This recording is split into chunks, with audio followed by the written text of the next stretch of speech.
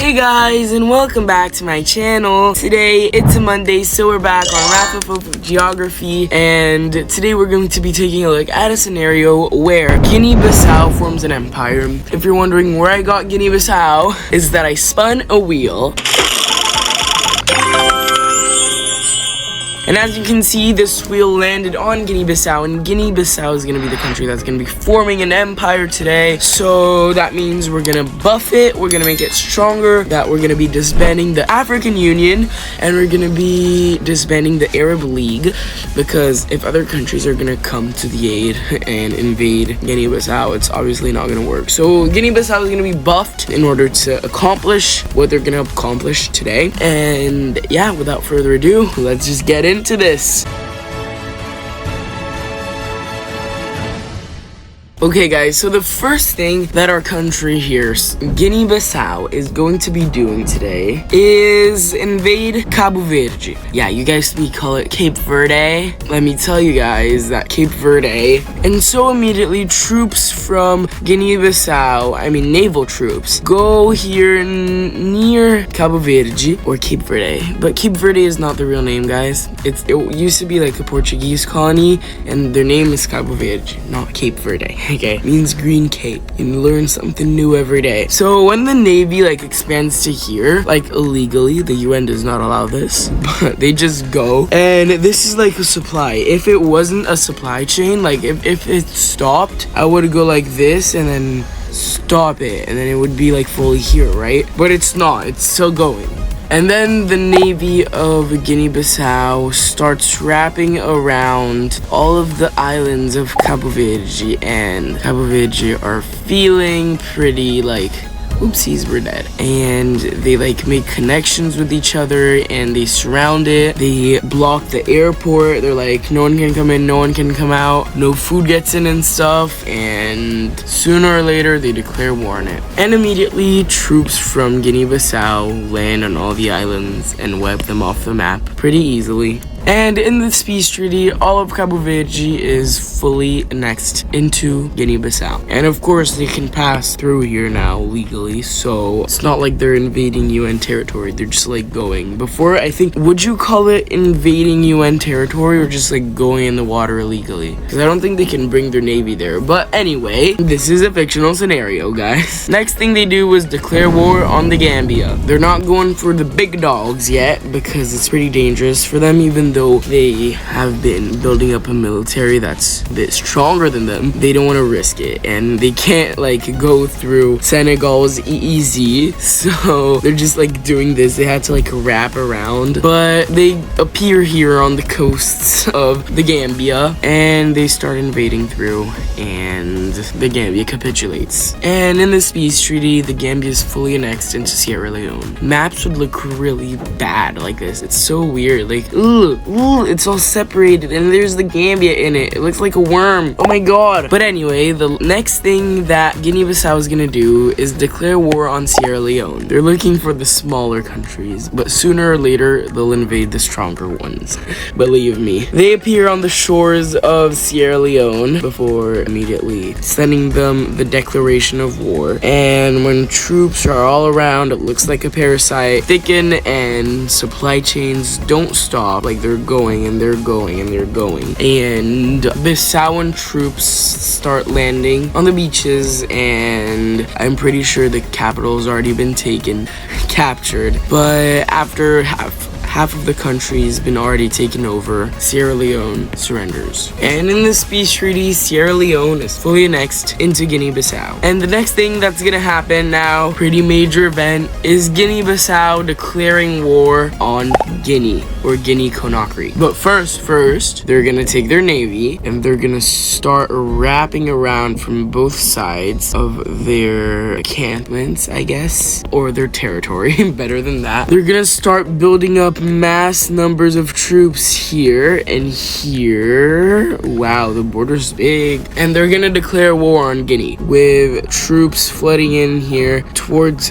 the southernmost coast and towards the northernmost coast, capturing Conakry, the capital, and troops flood in from Sierra Leone, for Bissau and Sierra Leone, and from Guinea-Bissau proper, and then they thicken and they go deep into Guinea. And Guinea is a pretty stable and good country, so it's gonna take a while to stop them until like people can't continue and they surrender. No, they capitulate. Oh wow. And in this peace treaty, Guinea is fully annexed into Guinea-Bissau. And right after, Guinea-Bissau's naval fleet wraps around the shores of Liberia as they build up mass amounts of troops here on the borders as they declare war on Liberia, and troops flood in. Liberia is like one of the only African countries that has not been colonized. I mean, technically they were colonized by the US, but it was just black slaves that wanted to run away and form their own colony here, and so it's gonna take also a while to stop them, but they are getting stopped. And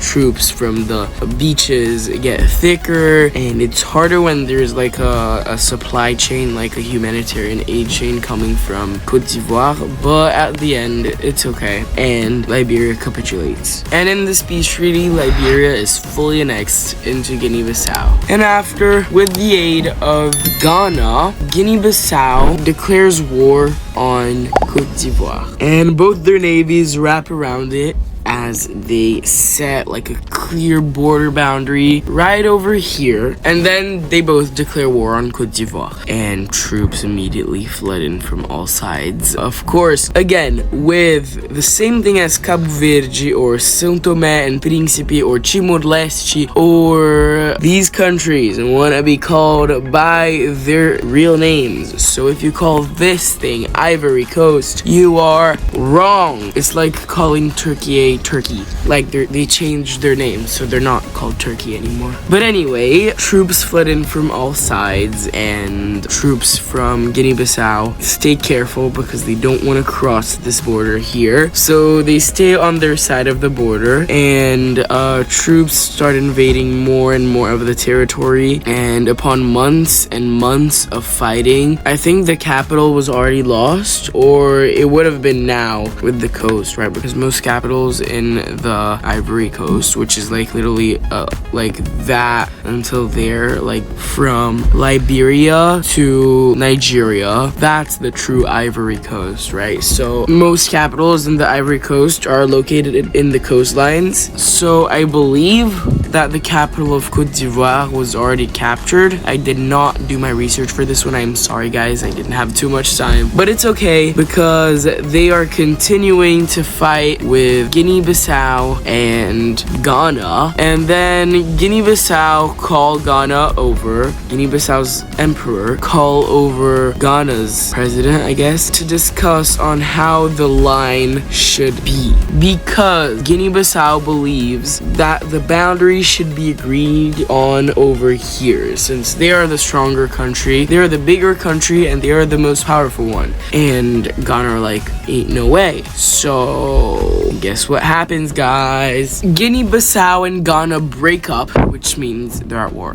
They both like agreed to a ceasefire with Cote d'Ivoire, who unilaterally declared their independence from Ghana and Guinea-Bissau, recognizing these borders and trying their best to find a way to sign a peace treaty with them, but they never get the occasion to, because for both of them, they're still at war with Cote d'Ivoire at the same time. They even get a new capital and stuff, but it's not gonna work because troops from Guinea-Bissau continue to flood into this Cote d'Ivoire and start invading Ghana. Now, Ghana knew that something like this was probably gonna happen, so they got some troops ready in the north, ready to invade them and trying their best for Guinea-Conakry to like rebel out and make them lose all of their riches, right? Like their crown jewel.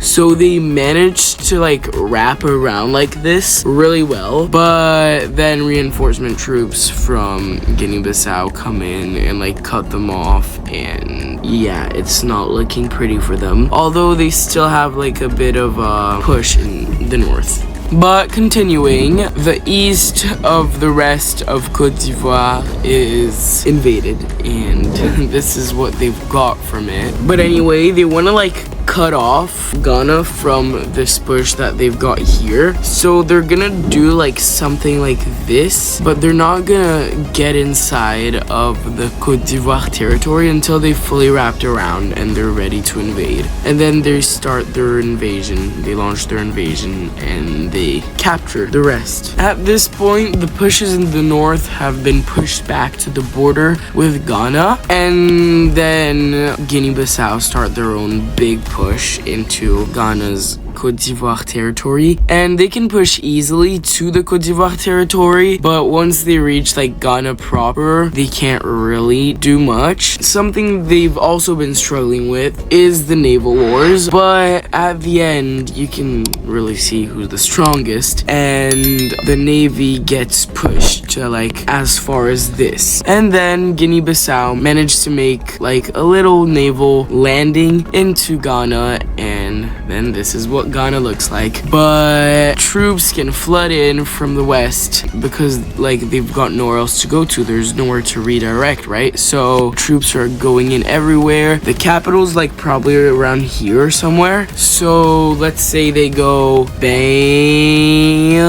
trying their best, but they go bam, and then they can continue their pushes and they make a naval landing, and the capital's probably taken, and then the country starts to fall apart. I know we've made a Ghana empire, now it's time for poor Ghana to lose, and when it's left to this surrenders. And wow, in this peace treaty, all of Côte d'Ivoire and all of Ghana get fully annexed into Guinea-Bissau. From Guinea-Bissau to this, incredible, wow. And the last thing, unfortunately, that Guinea-Bissau are gonna do is declare war on Senegal, but of course not before expanding their navy across the entire territory, huh? And then troops from the Gambia flood into central Senegal, and then there's a naval landing over here in the north and here in the southwest, and then troops from Guinea-Bissau proper cross into Senegal, and Senegal probably like they have no hope,